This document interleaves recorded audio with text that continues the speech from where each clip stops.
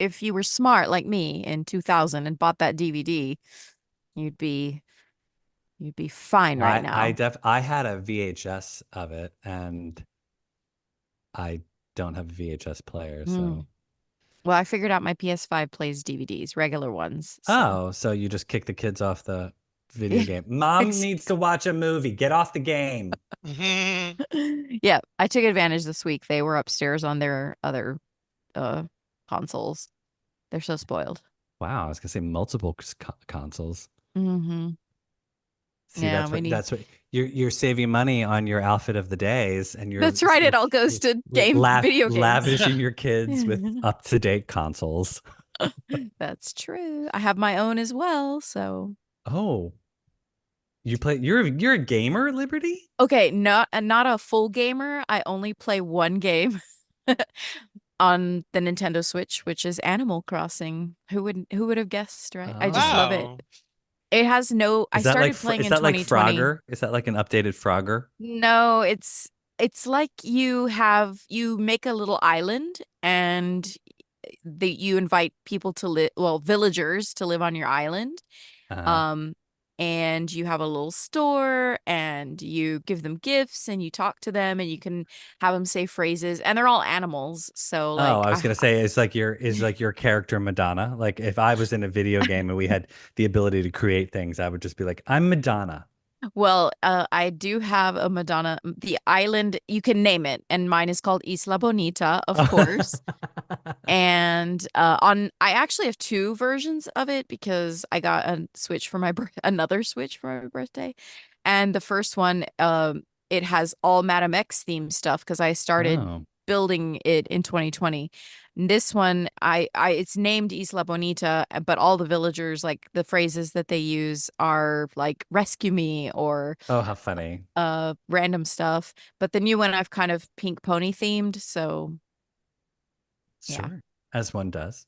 As one does. This is so like I feel very vulnerable I right was gonna say vulnerable. I'm very surprised to hear this, but It's it's very, very cute. it is weird, I think, for a 40s. I mean, not weird, that's judgmental, but No. it's just No, no, no, no. I think in 2020 it was You like a need an escape. yeah, it We was get it. mindless, and that's what Hmm. I do when I get home is Hmm. I game for a bit and then I I took a long break Honey, like there is no need to justify. No, no. justify, baby. Exactly. And with that, I read Jacqueline Suzanne novels in my spare time, so there's no judgment, all right? Oh, we're owning all of our our guilty previous. pleasures. Yeah, let's get into that. Including this movie. Yeah, Yes. exactly. Liberty, why don't you kick us off? You're listening to MLVC, the Madonna podcast, your place for all things Madonna, Louise, Veronica Ciccone, even her movies. How are we doing tonight? Hey guys, I'm Tony. A long, long time ago, this movie came out. So the test came back. I am not the father. Oh, Hey good. everybody, it's Ben. And hey, everybody, it's Stefan. Welcome to another episode of MLVC. Well, it's almost the end of August, which means it's time to wrap up another summer of our Madonna Summer Movie Series this year. Tonight's Friday night movie discussion is focusing on The Next Best Thing, a comedy drama from the year 2000 starring our gal Madonna, Rupert Everett, Benjamin Bratt, Michael Vartan, Neil Patrick Harris, Lynn Redgrave, Mark Valley. Like it's like a potpourri of Mhm. all the like late 90s, early 2000s stars. Um, and thank you for all of you repping the movie in our backdrops. If you're watching, you can see some wonderful shots. And of course, after having rewatched this movie twice to sort of have it stuck in my head, I was telling Ben before we went on the air, I realized how much I had a crush on Benjamin Bratt around this time. Like I was huge into Benjamin Bratt around this. I was like, oh my God, he's just so beautiful. And I loved watching him on screen. So I was like, yeah, hello, Ben. So did Julia Roberts at the time. Yes, she did. Yep. I have a Benjamin Bratt Oh, story. that's right. I'll save it Yeah. for a little later. Mhm. Oh, I've got one. I've got one too. Oh, a Benjamin Bratt story? Yeah. Oh, well, all right. We'll have Benjamin Bratt story time in a little bit. Okay. Before we jump into talking about the movie, let's talk about the big controversy of this movie today, which is the veritable wiping clean of this movie on any streaming platform anywhere, at least as far as we know in the United States. Like, you can't get this movie anywhere. Nope, you can't. You can't buy it online. You can't stream it. It's not on YouTube. It's not ripped anywhere. Even on the illegal sites, I had someone check for me and they're not found there. Um, I think you can only buy it as physical media. Yeah. Yeah. It's now. Actually, you can get it from the Microsoft Media Store if you have a Microsoft account for $10. Okay. Oh, okay. They must have Yeah, forgotten about that one. because there's so It's gonna be many gone. people that are members of that. Well, Yeah, exactly. Who's looking there for anything? Yeah. Okay. So, what are your theories on why we can't track this movie down? Like, do we think is it a licensing thing? Is like maybe like the soundtrack is like they like Don McLean's people were coming after them because of American Pie, or like, or what do we think the real reason is? Mm, Well, Well, if you look at Spotify, several songs are not streamable, so they probably Oh. don't have the rights. And unless they edit the movie and take them out, they probably can't stream the movie. Yeah. Well, Liberty. Okay. I noticed on Apple Music, it's kind of the same thing. A lot of the songs are not available on the soundtrack unless you buy it. So I think Right. there is some sort of a paywall where there's a deal where Mhm. if you want this song from included in the soundtrack, you have to buy the soundtrack. However, all of those songs are available elsewhere on the original artist's, Yeah. records. Okay. But both of the Madonna songs in are available to stream, and we all know this because Yeah. The odd thing is though, I have been wanting to use Time Stood Still on like our Instagram stories. You cannot get it on Instagram stories or like Instagram posts. So like you can American Pie, the only reason you can use American Pie is because she released it as a single, As a and single. like and Yeah. the remixers are there, but like you can't get it through the soundtrack. So the soundtrack I'm able to see on Spotify fine. Like I'm able to Yeah. stream all the songs because I listened to it this past week. But yeah, it's weird. Okay, that's fascinating because I knew we were talking also about the soundtrack. So I have both the DVD and the CD. So I only listened to the CD. I didn't even bother to look for it on streaming. So Yeah. that's interesting. I didn't know, I didn't realize all that. So this is new to Yeah. me. So my initial thought is that to be practical, it's a licensing thing, and because they don't have the deals worked out, and maybe Paramount doesn't want it's Paramount, right? I think Paramount's I the think Yeah. uh so. hold on, I'm looking. Yeah. Yes, it's Paramount. Yeah. It's Um, Paramount. maybe It's Paramount Paramount. doesn't because Paramount's going through some really financial hard times right now. Mhm. Maybe they're like it's Not a priority. the last priority that they have right now is to like, oh, let's figure out the licensing deals for the next best thing, you know. So they're like Yeah. the easiest thing is like just take it down. And because we're Madonna fans, we care about this movie, and so that's why we're noticing it. But like maybe Right. there's like a smattering of other movies out there that this is Well, happening to. I yeah. mean, Mahogany is Or not available in streaming, and that's a that's Paramount true. film. That's true. Or one of the kids saw the scene where she does this and this, and she saw it on their phone and was like, destroy it. yeah. Yeah. Because I'm messy, I would like to think that she had it scrubbed from the internet. She, I was gonna called say, Gaia. yeah. 100%. She called My Gaia. Because when she theories. did Yeah. when she did 89 and then it was 2019 and it was at her navel, she was like, Stop. no, 8 lawyers Hmm. get on that. Yeah, Yeah. she called Gaia. She called Gaia Oziri, and she's like, "Yeah, we need to get rid of that." And um, 100%. Well, so let's do a round robin overview. So what are our overall thoughts on the next best thing? Liberty, you go first. Oh, you know me. I just love it. I can't help it. Like, look, I love bad things. That is I mean, like when I say bad, I mean like It's another guilty pleasure of yours, is what you're. kitsch, yeah, yeah, campy. And I can't help it. It's partly obviously because it's a Madonna film.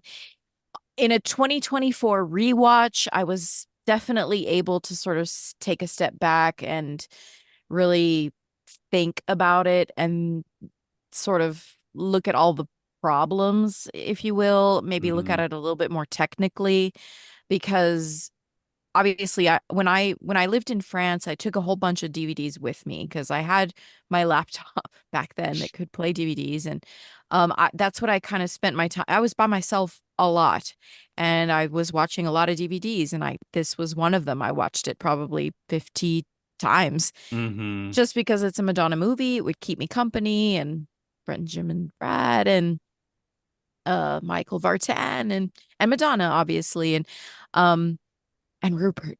Mm. Mm. I'm There's some good sorry. eye. To me, he's the hottest one, Yeah, but I'll go next just because I want to say I applaud this movie because for me it was like finally Madonna is in a movie with lots of hot yeah. co-stars. Like, thank God. And she got to make out with both of them, like her and Michael Vartan, and then her and Benjamin Bratt. And even Mm-hmm. like, I mean, yeah, Rupert Everett, he's in his underwear coming out of the shower naked Mm. and he's toweling Mm. off in front of her. And I was like, oh, are we gonna see cheek? Like Mm-mm. but it was very, PG-13 friendly and there was Mm-hmm. no like nudity and whatnot. But yeah, Tony, what are your overall thoughts on the movie? Well, I mean, I have a little bit of background. So this film was like a pet project of Tom Ropolowski and his wife, Leslie Dixon, who wrote Overboard and Ruthless People and a lot of other films.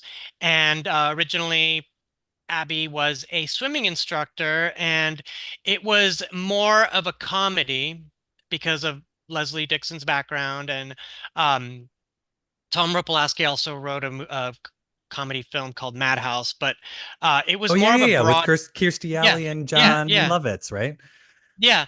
So it was more of a broad comedy. And then when Madonna and Rupert Everett were looking at scripts, I guess this is when they found to work on together. Um, Madonna decided that she was going to have a lot of input. Um, I don't know if she, I mean, she She's may not have a been a she's producer not a she's not a producer. So I that rewatched. that that we know of though, because a lot of times people produce films and they put the money in and they have a production company, but they don't put their name on it. Mm. She Um, well, according to her interview on Rosie O'Donnell's show, she uh, said she is not a producer, but she did say uh, she produced the album, so the soundtrack. okay. But she was instrumental in choosing the director and working on the film's music, and also she brought in Ryan Murphy, who was just a fledgling screenwriter in Los Angeles at the time, to come in and retool the script to make it more palatable to her, Hmm. which meaning well, that means that, for example, Abby became a yoga instructor, Yeah. and I'm sure Abby also became a woman from Southern California with a British accent as well, with the new, with the new rewrites.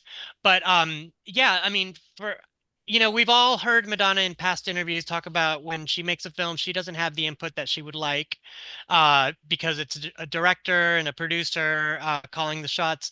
And in this one, it feels like she had a lot to do with the lighting, a lot to do with the music, a lot to do with her co-stars, and a lot to do with the director and how the script was changed. But that's the background that I was able to gather. But yeah, I mean, the film, I don't think it aged well. I remember seeing it when it opened at the Empire 25. I was the only person in the theater like the day after it opened. Oh, funny. Um, I was excited to see her. There are scenes that I love her in, but it just doesn't it I did not want to see a movie where Madonna ended up the villain. You know what I mean? Yeah. Mm. I was rooting for her because this is her first film after Evita.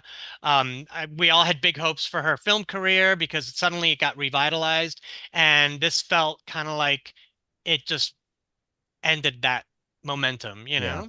Yeah. Ben, what did you think overall?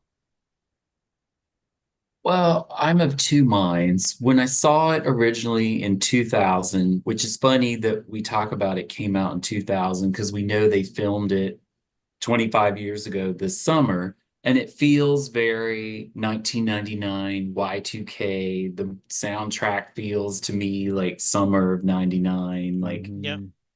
And I remember seeing it in the theater, and of course I was disappointed that it wasn't a comedy, that it was started as a comedy and then it became a drama, and then it became like a family movie at the very last 10 minutes. So it didn't have a clear identity, but I thought, well, this is interesting because it's about pertinent social issues at the Sure. time. And even though Will and Grace was on, Ellen had come out, Queer as Folk had been on British TV by that point, it still had the potential to be ahead of its time. And Rupert's character and Neil Patrick Harris's character, additionally, his character was sort of like a holdover from gay movies of the 90s, was dying and taking his medication. His lover had died. But then here was Rupert's character, Robert, sort of like with a pathway to the future. So I being 25 at the time when it came out, like found that fascinating. And I was like, oh, this is interesting. And then they bungled it, because then I always laugh that Will and Grace bungled it later, like 5 years later, when they did the same storyline on the TV show. But now rewatching it with all that has changed since then, it's interesting because it's such a time capsule for how we thought about so many things and those ideas. And it's weird to see all the sort of like tropes that were both in movies and society at the time, but then things that you wouldn't do in movies now, like when the four women were Googling Benjamin Bratt on the beach and Rupert Everett was like, ugh, you know, Mm. they don't do that in movies anymore. That's sort of become like a thing of the past. So it was fascinating to see stuff like that. And then just to think about, oh my God, what if they had actually just had the kid and lived together and have their separate personal lives, and it succeeded, right? Because nobody knew how to envision that Yeah. Yeah. at the time. And then watching it now, it's kind of like a little disappointment. But then I had the same reaction that you were talking about in the pre-show stuff, and like, oh my gosh, everybody was so young and so cute and had like gorgeous yoga bodies. Like even Benjamin Bratt, who clearly like worked out, he still had like that lean, lithe yoga physique that was like the in thing, Mm. because all the people in Friends had it, and like everybody on the WB show. I mean, oh my God, Yeah. think about Felicity, Yeah. Oh yeah. Charmed, all these shows where everybody was wearing Dawson's camisoles, Creek, and Melrose, Dawson's Creek, like, Melrose Place. I Yeah. mean, yeah, everybody was built like a ballet dancer. Like it was so weird. So it was funny to like look at that and see how media and what it does with bodies has changed. But the one thing that didn't change was her acting was all over the place, and mostly because of the stupid accent. Like That's the what was she thing. even doing? And yeah. but Rupert Everett is actually really good in this movie, I thought. Like he pulled off the scenes that were on the page. And I had forgotten Neil Patrick Harris being as good as he was in the film, and how awful Michael Vartan was. Thank God he went and did Yeah. Alias after Yeah, that. I So like, know. I mean, ooh, Yeah, amazing that's television. so we'll talk, So well, let's dive into performances. So I mean, we've already sort of touched on that, but I think that's one of the things that is most interesting to me when I rewatch it is everyone's sort of like siloed in their own performances. Like everyone's having their own, like it's not like everyone's like even in the scenes with each other, like everyone's really drastically different in Yeah. terms of their acting Yeah. ability. So like, and look, I love Madonna. You know, I wouldn't have dedicated 6 years of my life to podcasting about the woman, but this is not one of her finest moments. To be honest, like Yeah. again, there are some moments where I was like this. There's the scene when, and spoiler alert, if you haven't watched the movie, sorry, it's 25 years old. Get with it, people. But I spoiler can't alert. find it. Yeah. Yeah. There's a scene where she crawls into bed with Sam, her son, and like she's she's gently petting his hair, and he's like, he's like, Mommy, what happens if Daddy gets sick? Who's gonna make him tea and toast? And she's like, well, we're old. And I just thought it was such a sweet, Yeah. genuine moment between her and the kid's great. Like the kid who Yeah. plays Sam is fantastic. Like he's probably the strongest actor in the whole film, and because he's so authentic and real. And I think like he's not acting, whereas like some of the other people you can sort of see, like you can see them waiting to act, like Michael Vartan. I thought Benjamin Bratt he had really great subtlety, and he was very naturalistic in his performance. Hmm. I thought, and I mean, I love Rupert, but like there was a couple moments where I was like, let's take it down. It's a little camp here. Like Hmm. the moment when he dresses up and goes into the Michael Vartan Yeah. recording studio. But that again, I mean, that's like, if you look at it today, at that time, this absurd view of what he Yeah. might be as a recording, like he fits in no way does he fit into that, No. but that's really what was going on, I think, in the 90s, right? These white men managing these, and it may still be today, Yeah. these rappers, or producing these rappers, and just thinking they have some sort, like they don't fit in. I don't know why, but um yeah. But yeah, I wanted it to be a really great movie. And I think they were obviously, you know, seeing the success of Will and Grace as a television show, seeing the success of My Best Friend's Wedding with Julia Roberts and Rupert Everett. I mean, like, I think they were trying to like recapture that magic with this movie, and it just failed because it it it goes all over. Like we Yeah. start out, there's moments of camp, there's moments of like comedy, then there's all of a sudden now we're in a courtroom, and I'm like, Madonna, did you Yeah. not learn anything from Body of Evidence? Stay out of the courtroom. Don't go into the Hmm. courtroom, because nobody wants to see a courtroom drama. Like it's I mean, maybe some people do, but I don't want to see Madonna in another courtroom drama. Like, stay out of the courtroom, Madonna. Yeah. But I mean, like, and there was just some unrealistic things, like when they're trashing the old rich guy's house, and they're like, "Oops, we're breaking it," and Madonna breaks that vase, and I'm like, how many hundreds of thousands of dollars did these rich guys lose? And like, they're gonna have to call their insurance company up, and like, Yeah. they don't even know that it was the two of them trashing the house. Like, it's there was just some unbelievable moments It's in there. And absurdities, though, I think. Like that part is fun, and Madonna is excellent in comedy and in musical. Obviously, she's got an Oscar for it. I mean, a Golden Golden Globe. Globe, I'm sorry, Madonna. they'll I come, they'll know. come for you. Don't like Yeah. No, I'm sorry to Liberty? She didn't Madonna. get an Great. Oscar. Here Madonna, you comes were the cease robbed. and desist. You were robbed, Madonna. But that's her. I feel like she's excellent in it. When it starts to move into this dramatic part, it is really difficult, I think, for her to maintain it. And I mean, the accent just, it shatters the Hmm. whole. It really, to me, that's the biggest flaw.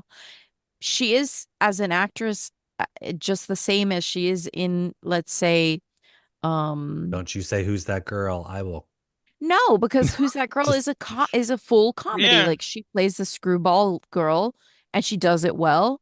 And I feel like it's closer to her sense of humor. And when she's driven to these sort of dramatic moments, it's not that she couldn't be believable, but it takes a lot more from an actor, I think. I'm no mm, actor myself. I have no Hmm. idea, but I can imagine you have to dig very deep. And I think that her deep digs have been in her music. Her deep digs have been in her performance live, and personally, things mhm. she's gone through. I do Yeah. think that because she was great friends with Rupert, she could not get out of the accent. I think it was Yeah. just Hmm. like, I'm around my British friends, and so all of a sudden I too, because it Yeah. happens to me when I'm around a certain element, I pick that accent up. It's just that you should never put it in a movie. Yeah. Yeah. Yeah. I mean, that was Well, one it's of the interesting that's one of the what things you Ben. just. Oh, go ahead, Ben.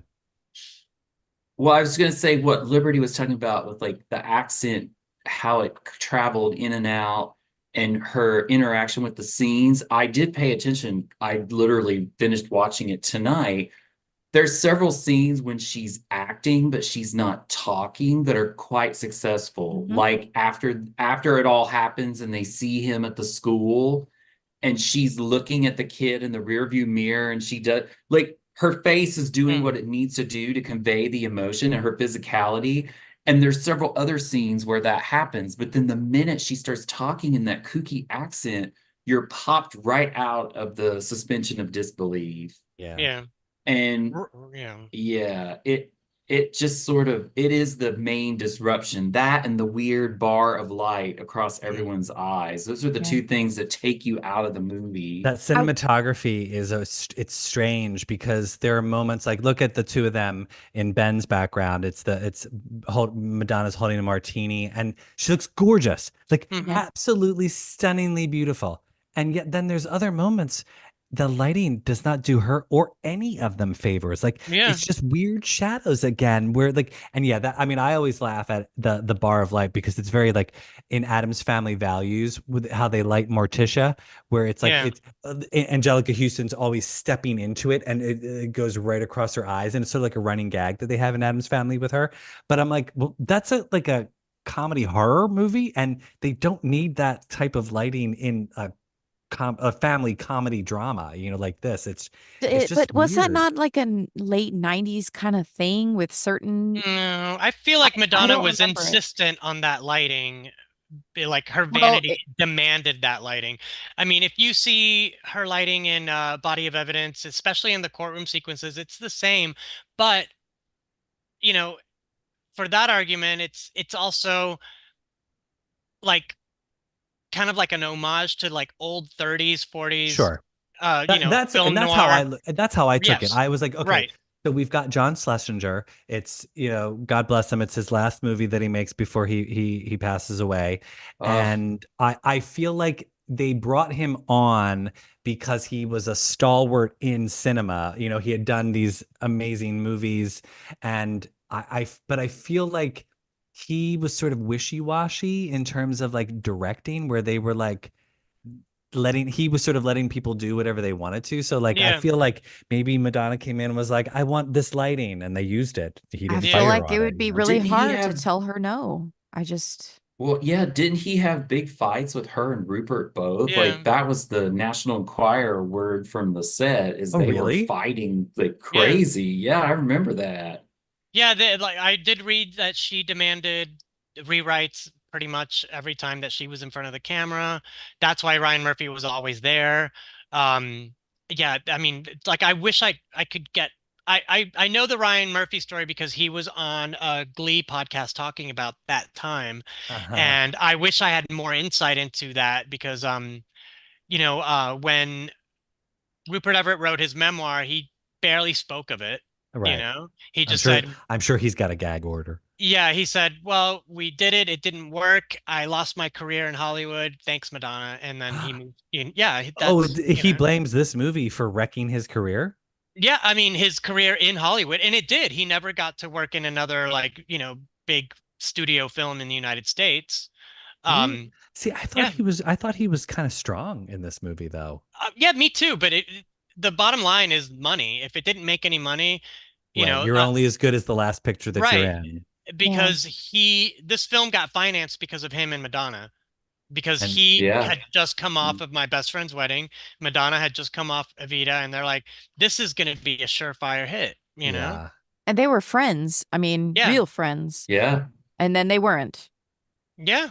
at some I, point. I Yeah, he mean, didn't do another big budget movie until Inspector Gadget a few years later with Matthew Broderick. He was in that. Yeah. no, I think that was a year before Next Best Thing.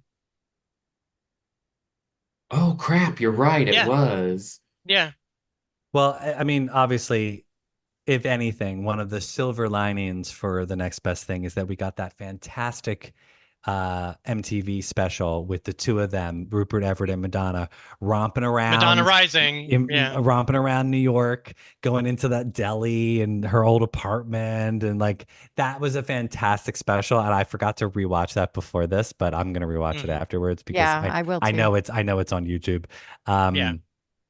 So as I was rewatching, I mean, I had watched it a couple of times because I had it on VHS back in the day, but I haven't watched it in probably 20 years at Yeah. this Same point. here. So rewatching it again was a fun exercise because and thank you to Michael Cooper for allowing us to enjoy a very special stream. Sorry that I couldn't share it with other people because I'm not about to become a movie pirate, but I Thanks to Michael Cooper for saving the day.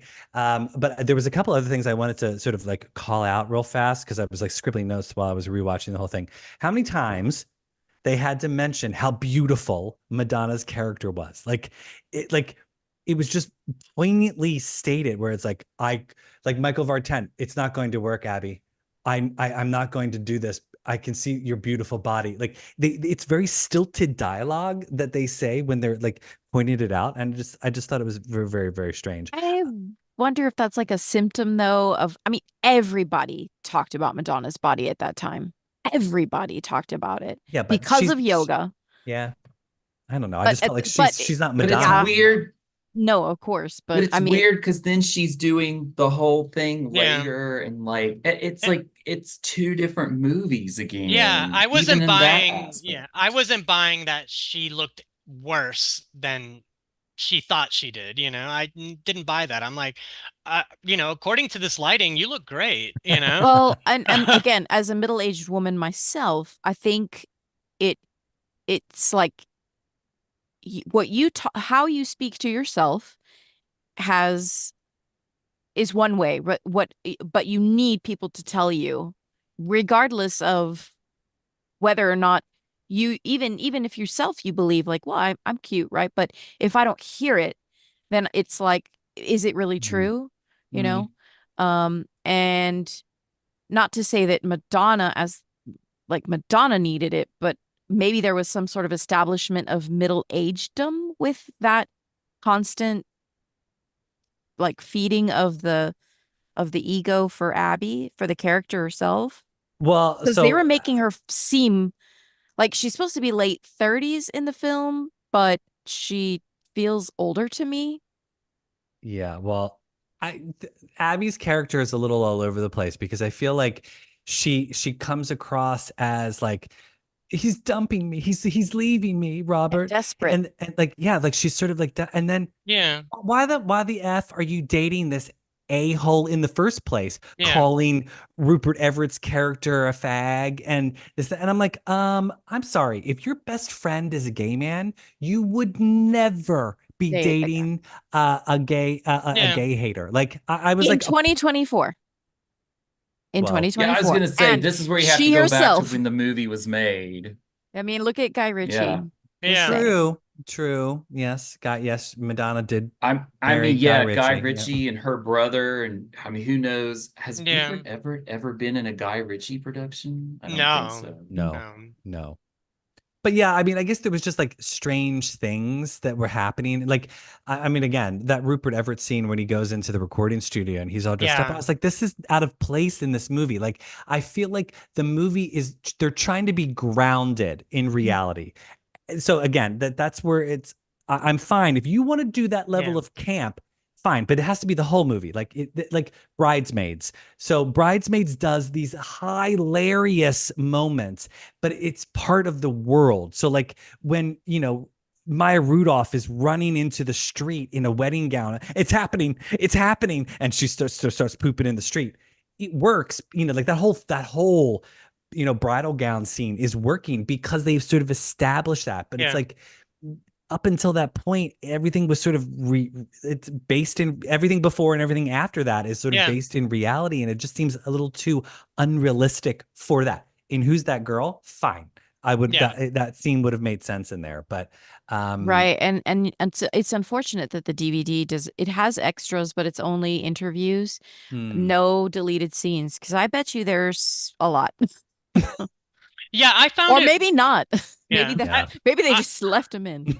No, I go back to what Stefan was saying, where she's playing this weak woman who, dates the wrong men and no one wants to be with her, blah, blah, blah. Yet when she's teaching yoga, she's a taskmaster and she's in control of everything, you know? Yeah. I'm like, that's the real Madonna as opposed to her playing a character, So I don't see the correlation. And the same thing with her character's arc where, she's devoted to Robert, she's devoted to him and, their life together, but then she drops it for a dude. Yeah, it's weird. Like I think again, it's the script and how the script handles these characters and their stories. You Mm-hmm. know, again, we see Madonna with these gal pals, but they don't factor really into her life. They're sort of just Yeah. there for a couple of scenes, and I don't Yeah, buy that's it. weird, Like right? I don't buy it either. I don't buy it. We're told, you know, Robert alludes to Madonna's messed up family, but we don't ever see her interact with them. There's no scenes. Right. Like we She's don't just know there. we Yeah. don't know who her family is, but we hear about them. Yeah, I or mean, we hear that she's one of the gays, you know, that she's like our sister. We only see her with the gays once. and it's honestly, that Yeah. funeral scene, although out of the blue, like I feel like it's a weird introduction for Neil Patrick Harris's plot line, and I don't still understand why it factors into the movie, because we don't really need that scene to progress the plot line in Mhm. any way, shape, or form. Oh, but we need it for her to sing. Exactly. But I actually love that scene. I thought the Mhm. scene with them, and I think it goes to show like Madonna's great in an ensemble. She, you know, she worked like I love the dialogue between when Neil Patrick Harris, who's great in the movie, he's really, really great in the movie, and he's talking about what they have to bury his ex, you know, his now Yeah. dead boyfriend in, and he was like, I wanted to bury him in that crushed velvet suit or whatever, and all three of them are like, oh, I love that, I love that, Mhm. oh, I loved that Is it suit. still Like available? it's Yeah. that to me was smart humor, Yeah. where it was kind of like subtle and not over, and I liked that scene, and I was like, can we get more of this type of stuff in the movie? Yeah, Stefan, Mhm. you're right. She does work really well in an ensemble. I just recently watched Four Rooms. She excels in that sequence with all those other women. Same thing in Swept Away. The best scenes are the ones where they're at the table together talking Mm-hmm. with Jean Triplehorn, with Bruce Greenwood. And it's like when she goes off on her own with her co-star, you're like, no, I want more of that group dynamic where she can kind of like be the star, you know? Yeah, Uh, Tony, you're spoiling the Madonna Summer Movie Series for 2025. Well, oh, no, I'm not. swept No, he's away, not. and swept away in Four Rooms will be next year, but I'm teasing oh next yeah, year's yeah, movie yeah. series. There you go. But yeah, so that I Maybe she mean, should have called Greg Berlanti to do the rewrites instead of Ryan Right? Murphy, since he was shooting Broken Hearts Club at the time. Hmm. oh, that would have Yeah. been fantastic. Yeah, again, Because think about it, those movies are contemporaries, Yeah. mm-hmm. right? And like it's a shame that Next Best Thing doesn't fit into that lane with that energy, and because it goes back to what you guys were just talking about with like how with her friend group, like the ladies at the table, like it had that one good line where the blonde one is like, will your kid be gay? And she was Yeah. like, well, will your kids be stupid? Like that one cute Yeah. little part of Yeah. it that sort of like talked to you about that sort of demonstrated the dynamic. But yeah, to Liberty's point, they don't do anything with it. Yeah, And and it was kind of a missed opportunity because, you know, Sex and the City had been around for a year. They could have just blatantly ripped that off and thrown Madonna into like a friend group where they're being nasty and being girls and having fun, and that would have brought something new to the film that isn't Yeah, yeah, there, yeah. you know? Well, right, like for instance, so I mean, the gay best friend and the woman sleep together, and yet we get no saucy conversations. What was it like? Right. Yeah. What was it like having sex with a woman, Robert? You know, like Right. the gay guys didn't drill the gay, like they sort of talked about it, but like they didn't really go in depth, and I felt like they could have gone there with the Yeah. Yeah. conversation to really have that. And then Madonna with her friends, they were like, well, what was it okay? You know, like, was he good? You know, like it would have been funny to hear that stuff. And Mhm. Yeah. I felt like they were just trying to fast track, like they wanted to get that moment over and done with so they could get to the moment where their friendship falls apart, you Yeah. Right. know? I mean, I loved Lynn Redgrave, Robert's parents. I thought they were a breath of fresh Mhm. air in it, where they sort of grounded the scenes and brought a little bit of realism. Like, you know, what was it? Smelling salts. Yeah. I'm Yeah. fainting. Like it's so cute. But yeah, I don't know. What else? What else? What I else we didn't care got? about the kid, whatever. Yeah, me either. I was like, oh, here he comes again. I didn't want the movie to be about the kid. I wanted it to be Yeah, about how they did this thing and how it changed them and what it meant going forward. And the movie just chickened out and turned into this, like, she's the star of the first half of the movie, and then he's clearly the protagonist of the second half when she Mhm. becomes the villain. It's Yeah. such a like yeah. that And then I, scene where they fight in the kitchen when she like tells him he's not really the father. I was like, this is so Maury Povich, Montel Williams, Jerry yeah, Yeah, Springer and of that the it's just time. And that it's just because of the blood oh, type. I don't know. I mean, that part, it was like, I mean, I get it, like, but I don't know. Well, I guess maybe, but she might have like, how would she know whatever Michael S- Vartan's She blood type knew, is? but But that's the I thing. mean, Like yeah, I think she knew that she had the possibility of having had sex with Michael yeah, Vartan's right. character, but she didn't want to believe it. And yeah, I mean, when I remember watching that in the theater, and when that came up, I was like, well, no, yeah, I was like, I couldn't believe they were doing that dirty to Madonna's character. Like they were Yeah. yeah, making her that bad of a But character. okay, so in those interviews on the extra of the DVD, they talk about that, and the director and Madonna both talk about how Abby's not really likable at the end, like, but they No. say we really like her. They really thought Well, she of was course. because of, I guess the the transformation maybe there at the very end where she sort of does open up to the possibility that they could have a relationship at the very minimum, but that that you're faced with difficult things in your life and it's normal reactions that, no. yeah, I That don't know. I that thought they hey, were I trying. have a question about that last scene that Liberty just mentioned, that where they're shot in shadow. Is that the same place as the end of the Open Your Heart video? Is that the same street? I Uh, think so. That's also they've shot a lot of movies on that street. I actually went to that street when I lived Yeah. in LA. And I don't know. I mean that does seem like it might be. I know exactly where it is. It's in Silver Lake. But yeah, open your heart. It looks very familiar, right? you mean Hmm. when she gets out of the car When and they they run up the Yeah, hill. yeah. yeah. Oh, when I saw that scene, I was like, "Oh my God, this is like at the end of Mrs. Doubtfire." Mhm. I Yeah, thought I it thought was it was like San Oh Francisco. yeah. it looks like it's San Francisco because Well, of the actually, hill. if you guys saw my Instagram post the other night, that was across the street from the Mrs. Doubtfire house. Oh, I cool. Oh I was at the wow. top of that I hill. love that. Mrs. Doubtfire is one of my favorite Yeah. movies. I love that movie. It's such a great, well, but okay, so that's a perfect like example of like how they do a mixed family. And Yeah, again, the it's not gay and unconventional. straight, but it's an unconventional family. And they, Although, well, I mean, a little bit, right? Because not gay or straight, but like, well, there is a gay couple, right? Or the brother? oh yeah, yeah, Is that yeah, his Yeah, brother? right. But Harvey that's and yeah, his Harvey. Harvey Yeah, and yeah. his partner. Yeah. Yeah. Mhm. And also the element of drag, sort of. Right, I mean, throughout the using whole movie. drag. Yeah, yeah, the whole film.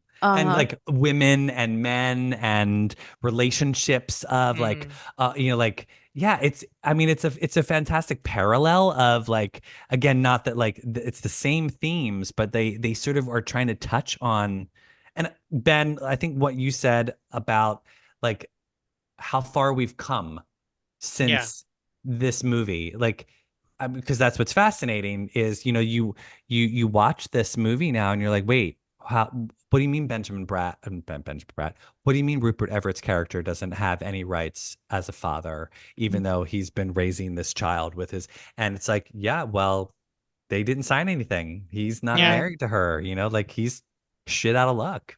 Yeah. Or that why don't they just figure out a way to live together? I mean, life is so expensive and like this would be so much cheaper for them all if they would just all Yeah. live together. Yeah. Yeah. Yeah, it's just like Right? I have to go back to like Madonna's character's arc is, you know, it made my blood boil at the end where she's like, "We really screwed things up, didn't we?" And I'm like, "No, he didn't do You Ugh. did. anything wrong. You did this all, and Yeah, you did. now you're Yes. playing coy." And it's like, "Oh, we'll be no, you can't do that. You can't make us like you in the last 5 seconds of the movie." Unless she's referring to She's him referring to him calling getting, Michael yeah, Michael Vartan's Yeah, Vartan's character. character. yeah, Yeah, yeah, yeah. Yeah, Yeah. I assume that's what she meant, but well, yeah, so and I think I texted all of you about this. Um rewatching this movie, I was bawling my eyes out at the end. I don't know, like when the whole like when he was finally able to like reunite with Sam, like in that last section of the movie where Mm. Robert's not able to be with his son Sam, and then they reunite or whatnot, and I just lost it. I don't Yeah, know. I think I'm more emotional now as I get older, and like things get me sure. a little That bit whole more. 5 minutes that part of the movie even Seriously, happened, and it like could have it been a just whole act. It was it so weird. Or were you just Yeah. crying because you were like, I can't believe I had to watch that. Yeah. I can't no. believe I just did that to myself. No, I'll never no, get I this hour and a Okay, half back. I have another thing. What do we this is what really struck me finishing up my rewatch tonight, and I wanted to ask all of you, the fashion, the clothes. Did we really dress that crap in Well, 1999? I can't speak Yeah. for the men, but Madonna's costumes were created by the House of Chloe, which at the time was being designed by Stella McCartney. So we can, that you can tell that She everything was could like, I definitely, uh, I will say 100% modeled my style of dress after mm, all of those sort of hippy dippy yeah, boho. yeah. Um, Sheryl Crow. Look at mhm. yeah, any Sheryl Crow oh video in the 90s. Look at Felicity. yeah, Look at any WB show that was going on in that time. my Buffy, the yeah, Vampire guess. Slayer. Like that was exactly how they were telling us to dress in that yeah, time. In that time, Yeah. Britney Spears, even. I mean, Little they. camisoles with little Yeah. flowers and bigger pants or looser pants. Yeah. Which is also returning. I Well, it's it's mean, mhm, it's it's the now. Like, yeah. I mean, go look at I mean, what's that new Gap I was gonna campaign say looks exactly like the what Troye everybody's Sivan. wearing in this I movie. was like the Hmm. Troye Yeah. Sivan outfit. I was like, okay, the baggy jeans are back. I was like, Yes, they are. I was wearing those, like exact jeans when I was graduating from college. So weird to think. But Yeah. it's interesting because now like Gap is doing that. It looks because when I saw that, not to get off topic, but when I saw Troy's commercial, I was like, oh, let me go look at this collection. I'm like, oh, this is all very like crisply tailored and like that. And I was like, wait, did it look like that back during the khaki swing cargo pant era of the late 90s? So of course I'm digging through the internet archive and I'm like, oh no, we all look like dirty carpenters between yeah, 1997 and 2001. Like With hammer Y2K fashion was hammer crap. loops and Oh my everything. God. Yeah. Oh, just and like, Yeah. I mean, none of Rupert's t-shirts fit in this entire movie. It's like no yeah, wonder he was shirtless for half of it because his wardrobe did not fit him correctly. It was just so ridiculous. Yeah. The only person who looked good in their clothes in this movie was Benjamin Bratt because yeah, he was yeah, just Hmm. looking like he He was looked looking like nice, breakfast, lunch, classy. dinner, dessert, and a nightcap. And I'm Oh, sure that was the point. I mean, I feel delicious. yeah, like that was, To Yes, he's show that he had the money. yeah. And he's the picture of convention, right? He's the picture of yes. businessman, investment banker, Hmm. obviously East Coast, fit, all these things comes to the West Coast and it's all just weird, quote unquote weirdness. It's, hmm, gay men and their best friend living together, raising a child. It's a yoga teacher who's able to survive on that income. Um, I don't know. It's just all kinds of, things that he's just a different element to come into this kooky place. And then she starts dressing a little bit more, Matronly. yeah, like hmm, with Well, so also I think less hippie. they had to put her in the courtroom, so they're trying to like put some Yeah, but pearls on her, and even in that, like you notice it in the grocery store, really, in that yeah, grocery store scene where she's wearing something that's kind of like, that doesn't seem like Abby's character. All of a sudden, yeah, she's not herself in that. And I know that, I mean, people use that sort of thing in film to convey the a change change. in the Yeah, yeah, character. yeah.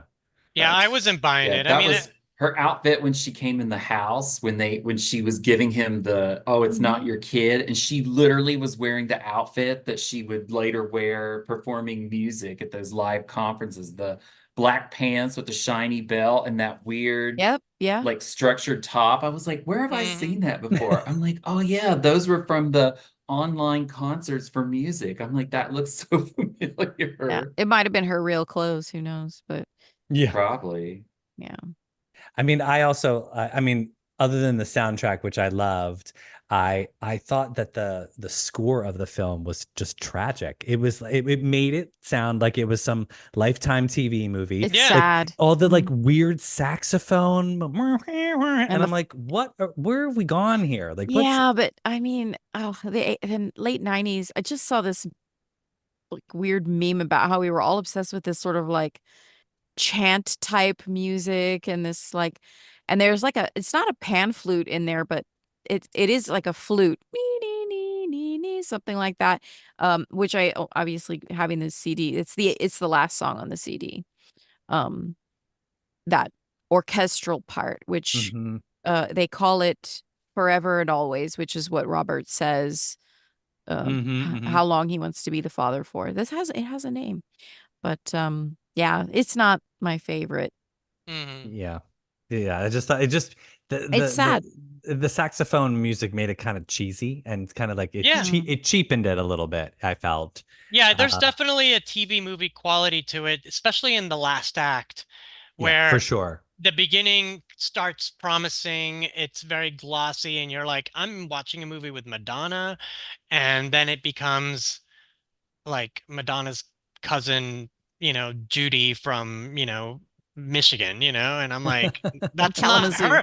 No, because I can't recognize her. I'm like, I don't know this woman, and I Mm. know she's Yeah. playing a character, but it's still not it doesn't feel like a character Madonna would play. Yeah. Yeah. I Ben, You're on to it there, Tony. what's happening in the That's the chat? core issue there. Yeah. So Oh, what's just yeah, like oh God, like people didn't like the lighting. Oh my God. There's the chat has actually been like super busy. Someone, okay, let's see highlights. Is this movie the reason we didn't get a ray of light tour? That would be correct. Yep. mm-hmm. Um, let's see. Apparently Helen Hunt was originally supposed to play Yes, I read that. Abby, and then Richard Dreyfuss was supposed to play Robert. That's terrifying. Oh God, yeah, that would be a strange. Um, When straight people let's were see. playing Hold gay people. Right, right. I mean, okay, so you know Yeah. what? That's a perfect point, Tony. Let's applaud the fact that in 1998, or sorry, 1999 when they were making the movie, and then 2000 when the movie came out, this was a time period when gay people were not in major Hollywood pictures. These stories Yeah. were not being told, No. and like we said earlier, I love that other than for the funeral scene and then little Doogie Howser's plot line where he apparently Yeah. is sick and taking pills, um, where Rupert Everett's character, it's about him living a very active sex life, him being a very successful he owns a business, and like it's not a sad gay Yeah. film. It's not Philadelphia, where Tom Hanks is dying of AIDS. It's not, like it's like, even uh, Broken Hearts Club. I mean, there's sort of like there's a broodiness about like AIDS that sort of surrounds that movie in a little bit, and like we're not there with that. Like Yeah. it's a bit more. I wish that they had stayed a little bit more lighter and buoyant and a bit more upbeat and Yeah. I comedic.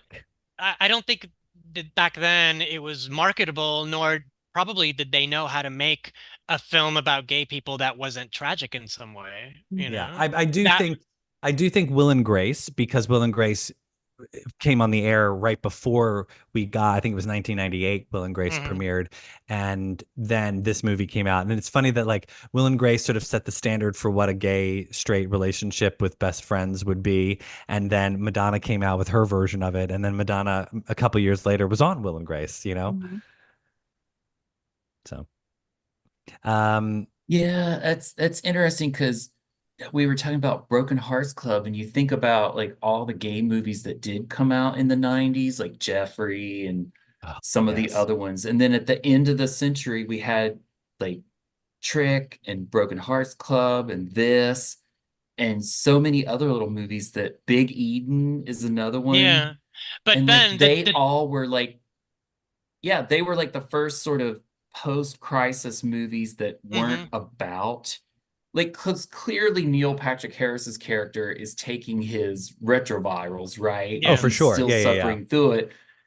But it's just a part of life that they're dealing with. It's not about that. So it was moving the needle forward, I guess, in some little way there. But it's, Yeah. again, you But probably we didn't feel that when we watched it then. yeah, like all the other films that you mentioned were incredible, and I'm also going to add "But I'm a Cheerleader." But those were all Mhm. independent films that Yeah. had like Yes, yes. a director's vision. This was like a studio film, and after this flopped, they wouldn't go back to that territory for a while. Not until Brokeback Mountain a few years later made it, bankable to make a gay film. Right, right. But Um, again, with Brokeback Mountain, that was they were casting two straight leads, or I mean, exactly. Yes. straight as far as we know. Yeah. I always root for Jake Gyllenhaal, but um, Oh, keep that Muppet on the other team. Yeah. Right. Taylor um, Swift can have him. Yeah, right. okay, so I want to talk before I forget. I do want to tell my quick Benjamin Bratt story, and then Tony, I want to Mhm. hear yours. Yeah. So, in 2001, after the September 11th tragedy in New York City, they about 2 weeks after, they did something called the 24-hour plays, and the 24-hour plays. I mean, they do it now every year, but this was the first time that they had ever done it, and the 24-hour plays is where they all the writers and the get together in a room at like 9 p.m. on, let's say, Wednesday night, and they start writing the scripts of plays that they want to, like, one act plays, very short, like 5-10 minutes at most, and they write and write and write all night, and then at 7 a.m. in the morning, the director and the cast come in and they start rehearsing the plays and um, doing blocking and whatnot. And then the plays are begun at 7 p.m. that same day, and they end by 9 p.m. So within 24 hours, plays have been written, concepted, rehearsed, and performed in front of an audience. And so they did these plays for the very first time for the 24-hour plays as a benefit for all of the schools in Lower Manhattan, as a way to fundraise for these schools and the children who had been displaced, because they felt they wanted to raise money for arts education for these Mhm. students who had been so dramatically affected from the school, like, because schools in Lower Manhattan that were shut down because of the tragedy. And in the 24-hour plays, it was a veritable who's who of all of the, like, 2001 actors from New York. And I'm talking like huge actors like Julia Roberts, Kevin Bacon, Kira Sedgwick, Benjamin Bratt was one of them, Natasha Lyonne. Like, there were so many people. Rosie Perez, I think, was there. Like, it was, and my friend, I was living back in Philadelphia. This is right before I moved back to New York, and my friend was like, "Do you want to go?" And I was like, "Yeah." I'm like, "This sounds fantastic." I wanted to donate money in some way, shape, or form. So I bought a ticket. I think it was like $100. I took the train up, went and saw the 24-hour plays, and part of our ticket, we got to go to the after party as well. After the plays were over, everyone was sort of like milling in front of, and it was at one of those tiny little theaters, like what's the tiny theaters? Tony, help me out. It's like not Mulberry, but there's like Yeah, it's down in the West Village, right? It was off 7th Avenue. I knew I, I exactly where I'm it I'm was. blanking Yeah. on the name of it, but it was like a little tiny little playhouse. And Yeah. so when the plays were over, the audience and the cast sort of just spilled onto the street, and I suddenly found myself literally standing directly next to Benjamin Bratt, who was deep in conversation with somebody, and I don't know who it was. And I was more than happy to just be standing there observing Benjamin Bratt. I mean, he had flawless skin. And when they talk about in the movie where Madonna was like, she's like, well, he's totally my type. He has big hands. The dude has huge hands. Like, I was looking at his hands, I was like, oh my God. I'm like, his hands look massive. And his biceps were bulging. And I was like, I'm just fawning over Benjamin Bratt standing for. I didn't say a goddamn thing to him, but I was just like, oh my God, he's just so beautiful. Side note, cut to the after party. Natasha Lyonne, I think she was drunk or high or something, allegedly. Allegedly. And she was just pushing her way through the crowd, and she pushed me real fast. And I was like, I just got pushed by Natasha Lyonne. I was so excited. That's my long-winded Benjamin Bratt story. But he's very handsome in person, so I don't blame Madonna at all. Hmm. All All right, right, go, so Tony. What's your story? okay, so this is early 2000, so this is before the movie came out and before I even knew he was in the movie, to be honest. And I was dating this opera singer slash waiter who was working at this little tiny Italian restaurant on East Ninth between 3rd and 4th Avenue. And I was at his apartment waiting for him to get off work. And he calls and he's like, "You need to come pick me up at work right now. It's very important that you get here as soon as possible. I can't tell you why. Just get here now." And he's like, I was like, "What are you talking about?" He's like, "You're not going to regret it. Just get here now." So I get there and I already know the host and he's like, "Yeah, you can wait. He's going to be done in a minute. You can wait at the bar." And I sit down and I look over my shoulder like this, and it's Julia Roberts and Benjamin Bratt eating dinner. And I watched them finish their dinner. He did not take his eyes off of her once, Mm. and she was laughing like the way she does, screaming and yelling. And I watched him get up, pull her chair out, put her coat on because it was like January, February. He put her hat on her, Oh, and Oh. she like shook her head and her hair came down, and he like just he was so protective. He put his arm around her and he walked outside to make sure there was no one out there, and then he said okay, and then he walked her out. The whole time I'm just like warm inside. I was like, oh my God, he loves her so much, and yeah, you're right, he is gorgeous. It's almost as if he had his own lighting, he just yeah, glows. I He has know. he has this gorgeous dark skin that has like it's a natural glow, I Yeah, guess. there's And like, he was very luminous. I just remember seeing him yeah, like I need to get a dermatologist to somehow turn my skin that way because it was just beautiful. Yeah, I yeah, was. and then to add to that, my friend Bear that I live with here, he Benjamin Bratt lives in San Francisco. Him and his wife, he's from the Bay Area. Him and his wife live around here somewhere, and he saw them a few years ago, and he's like, yeah, they're like made in a lab or something because his wife is a former model, and they don't age because they're both like Latin and they have like these Mm. Latin genes that just won't stop. I mean, I did watch that movie that came out on Netflix that he was in, and he still looks great. Like, I don't know what he's Oh, the doing, one with but Brooke Shields. yeah, yeah. Yeah, yeah, And there's no reason to watch it other than they're on a beach and he gets to take his shirt off, yeah. Well, hey, queuing it up on Netflix after this. Yeah, but yeah, Benjamin Bratt is quite the specimen then and now. Mhm. Aging like a fine wine. Yeah, yeah. So yeah, that's the So, biggest takeaway of this movie is that we love Benjamin Bratt. Yeah. I mean, there could be worse fates. So, somebody posted something in the chat about the lighting, and we were talking about it earlier. So I just Googled it.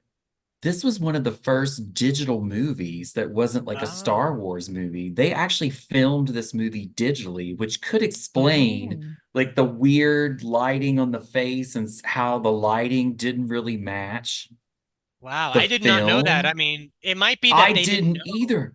Yeah. But They that, yeah, probably because that explains like there's scenes where her face feels like it's like partly like I was like watching it, I'm like, is that Botox? But then she could move her forehead, right? yeah. I'm like, no, but why does her skin look like that in this scene? And she looks perfectly fine 5 minutes ago. And this totally explains it, that it was an Hmm. early digital I wonder film. if they did that to save on production costs, like Mm. to keep things because I mean, as we all know, like film is expensive regardless of when you're using it. And Oh I yeah. wonder if they were doing that to sort of like one, be inventive and like Hmm. maybe quicker, because with that you can see the digital rushes much faster. So, and maybe they were just trying to like get it done fast. I don't know. Yeah, Hmm. yeah. Who knows? But I didn't even I notice wouldn't that. think That's so. Schlesinger. Oh, you know what? I Yeah. also didn't Well, notice I that noticed somebody. it. Go No, ahead. I was just gonna say when I was watching it today, I was like, there's just something off about the look of it.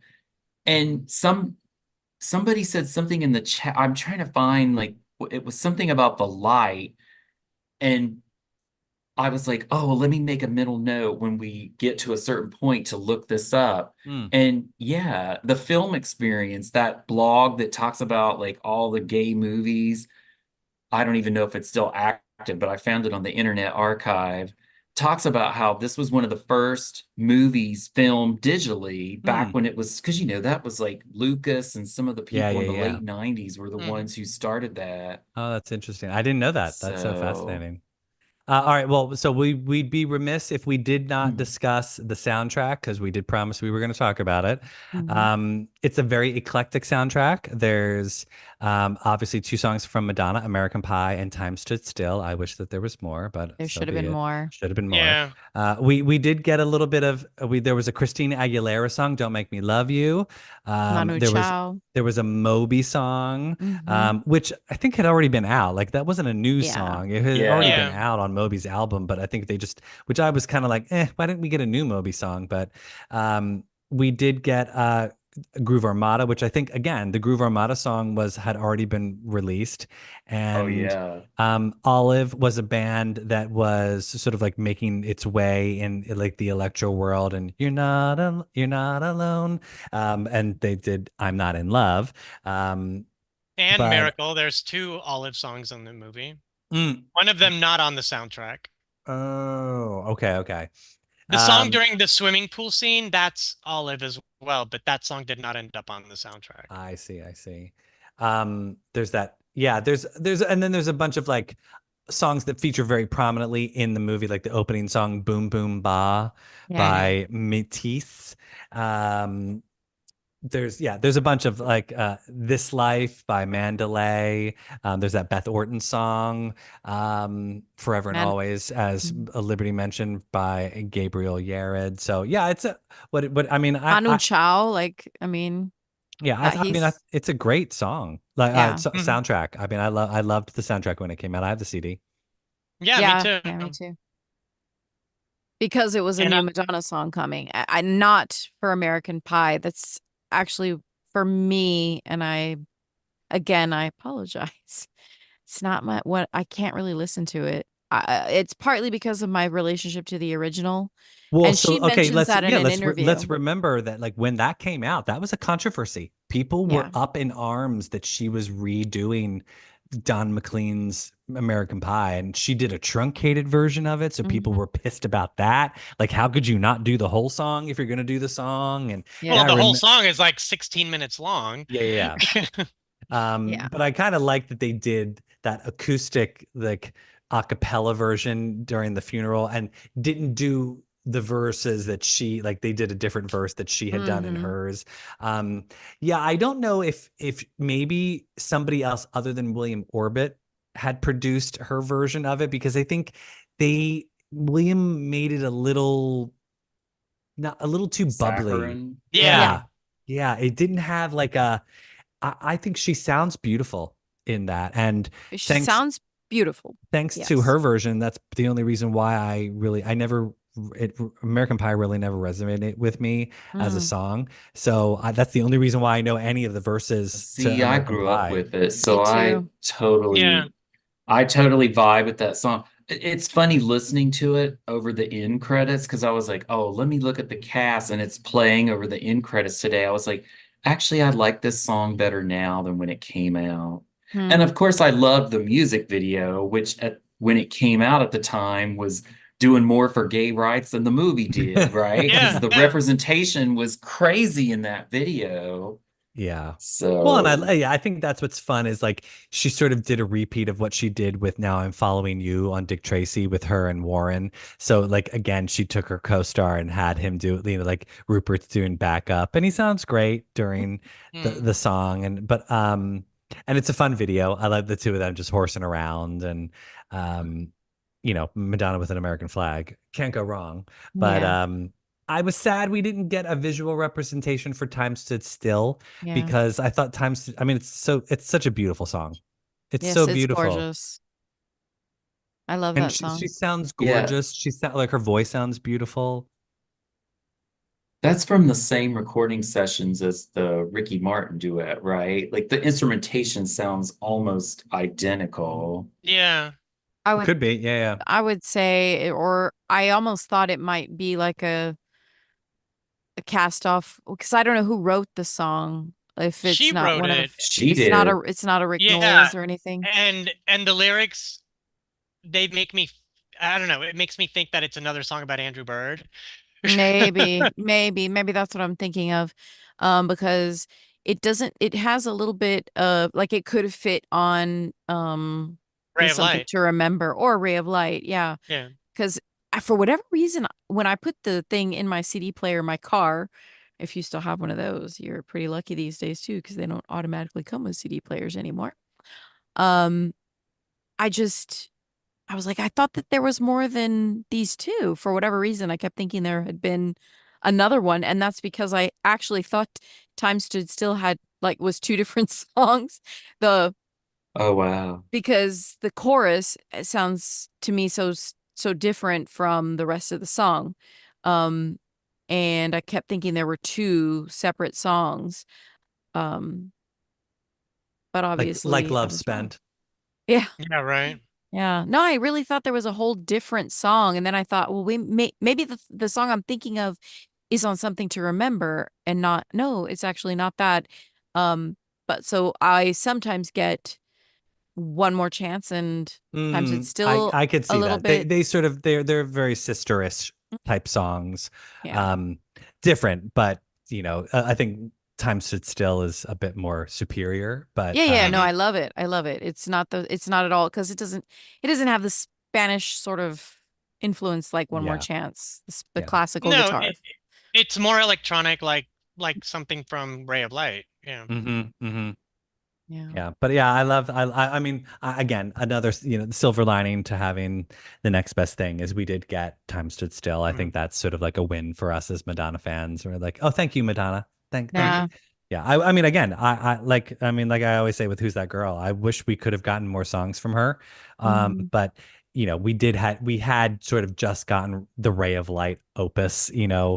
so for her and for her to give us something, I mean, just we getting two songs was great. But yeah, I miss Madonna soundtrack songs, Yeah. Yeah. even when she wasn't in the movie. I just miss getting a soundtrack song from her every now and again. Well, we got one last year with Popular. That was from the TV show The Idol, you know? And it was Yeah. a huge favorite of MLVC. Hmm. And it landed on Fortnite video game, so Yeah. yeah. It was Good yet for her. another #1 hit for Madonna, you know? Oh, and speaking of movie songs, this is totally off, but we've got Causing a Commotion. Yes, Yay. happy Causing a Commotion Day, everybody. Yes. Finally. Jeffrey Mix is elated, and I don't know what he's going to do with his time now that his little I his read little your cam comment. his campaign for justice for causing a commotion has finally ended. I'm like, what's he going to Yeah. do now? He's gonna retire. Yeah, I am so happy. I love the Silver Screen Mix since the first day I heard it. I just loved it, and it's great to have it on streaming. yeah. I And didn't make it to listen to it today. I was too busy jamming to I the haven't either. soundtrack to the movie. I was like, Mhm. oh, I'd forgotten how much I really the soundtrack to this film is such a good road trip. Yeah, Yeah. mhm. yeah. And I listened to it driving to Chicago a couple times when I was going up there in this time period to get into trouble. And so good memories. I've Yeah, had so, the now that we have, I've been listening to the soundtrack and we got Causing a Commotion, I'm like, where's the Look of Love? We need a remastered version of it. We need something, mm, we need that song back in the zeitgeist. I feel like it's terribly underlooked. mhm. New campaign, Jeffrey? Not as much of a bop, Mm, I guess. yeah, but Yeah.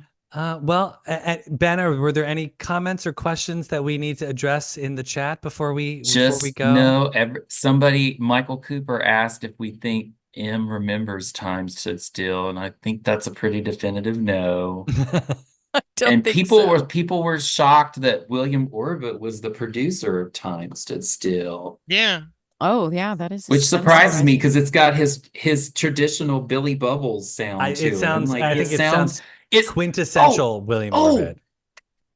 It sounds okay. You know when they must have recorded it? When they also recorded that demo, Liquid Love, because it has that exact same Yeah. synthesizer sound. Well, if you look at the That timeline, yeah, if you look at the timeline, the soundtrack was probably put together in early 2000, late 1999, probably after the film wrapped, and then music was released in September of 2000. So it was, you know, yeah, it was probably all happening at around the same time that she was working with William Orbit, because she worked on yeah. all those songs for music, but only a few of them made it to the actual album because she met Mir Wise after she'd recorded those songs. No way. Exactly. Yeah. Right. But you No, know the because unreleased, Time Stood Still has very Runaway Lover-esque feels to Yeah. it. It's like it's almost yes, like and Time Liquid Stood. Love. Yeah, it's all in that same world for It sure. just It's so people, amazing. Yeah. Yes. yeah, so people know there's actually, I don't remember what channel has it, but the all the demos that she did with Orbit, because he talked about it recently on his Instagram, that YouTube stream that's like an hour of the never of all the demos that the two of them did for music, Mm. and it Yeah. has Liquid Love and all those other songs, and you're like, wow, what that album could have been. Mm-hmm. Yeah. Although she was right to go at the time to go with Mirway and really go in that direction and push it forward, but I she remember should go back and redo some of those when songs. music came out, I remember thinking it was strange of her to include William Orbit's songs on that album because I felt like they sounded a little passé compared Yeah. to with the direction she was Oh going yeah. with music and Impressive Instant and Paradise Not For Me. Like you could sort of see like she was sort of keeping them on to like keep up the dance vibe. But I mean, and Yeah. I love Amazing and I love Runaway. Runaway Lover, but they don't have the heft or freshness that Hmm. the rest of that album has. But I mean, And that's I'm probably why the album was so short as well, too, because she's like, I don't want to fill it with these other songs when we can just keep it short and sweet. I mean, I was upset it was so short because it oh, was for sure. the shortest album Madonna has ever recorded. Yeah. Disappointing. No, is that She I right? did don't not know. That take album us there. snaps. It is snaps. I don't Oh, I Yeah. skip a love it. single song on that album. I No, don't. I Mm. love music. Yeah, I love music. But to me at the time it was too brief. After getting what, 13 tracks on Ray of Oh Light, yeah, yeah. Yeah. getting, 15 tracks on Erotica, I'm like, where's the rest of it? Yeah, it went too quick. Yeah. Like it was just like over and done. And Mm. but yeah, I mean, obviously knowing that she was working on music, it just goes to show like, well, clearly that's why she stepped over Time Stood Still. Like Time Stood Still didn't stand a chance because she was like, no, I've got some really good stuff coming down the road, and Yeah. she just wanted to work on that. So plus she was busy becoming a mother again. Yeah. Yeah, Madonna gets distracted when there's a man in the mix, right? Mm, And by man we mean Rocco. Yes. yeah. Well, everybody, that's our show. This concludes our Madonna Summer Movie Series for 2024. Obviously, we will be back next year with another Madonna Summer Movie Series. We're gonna hit up, I believe, we've got Swept Away. And then Ugh. we're it'll be all right, Ben. We'll hold your hand through it. Okay. We've got Swept Away, and then we're going to do WE, and we're also going to do an episode based off of the smaller cameos that she's done. So Four Rooms, Blue in the Face, Die Another Day. Shadows and Fog, Die Girl Another Day, Six. Girl Six. Right, we've got a whole bunch of Madonna cameo movies to watch. So that will be next summer, 2025. I can't even believe that. Season 7. Already thinking about season 7. And Next do you, summer, Wow. when we will be basking in the glow of having a female president. yes, and you thought we wouldn't last. Yeah. Well, remember everybody, you can find us on Instagram, X, and Threads at MLVC Podcast. If you'd like to support the show, you can donate to the podcast on Venmo at MLVC Podcast, or think about donating on YouTube.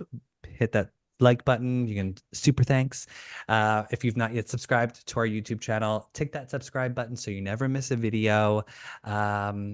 We will see you all next in September. What's coming next? Who knows? Yes. No, but I know if you want to know future thoughts, we're definitely planning to do a bedtime story 30th anniversary episode.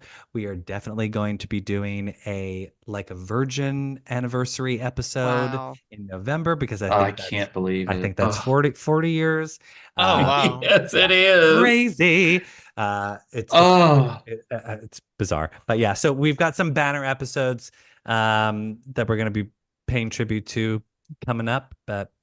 And yes, I have tried to get Benjamin Bratt to come on the show, but I don't know if that's going to happen. But fingers crossed. Yeah. But he's coming on the show. We're gonna manifest Yeah, Benjamin yeah. Bratt's going to come on the show and talk to us all about with no shirt. making out with Madonna. Well, shirtless, of course. Yeah, yeah. If you run into him, Tony, just I know. I was just thinking, I mean, I could do it in person with you guys Yeah. zooming in, you know? Yeah, oh, that'd be yeah. And now I know as the he's grocery reason shopping. why. Yeah. Yeah. Yeah. All right, everybody. Oh, Until next time. And don't you Until- all leave. until Don't you all leave. Just Yeah. we're waving goodbye to the audience. oh, okay. Yeah. Is it bigger than a bread box? Not yet. Not yet. Robert. Oh, good. Yeah. What other quotes do we have? Are there good quotes in that movie? I'm trying to think of. Not really. No. No. He's leaving. Yeah. I thought you didn't eat meat.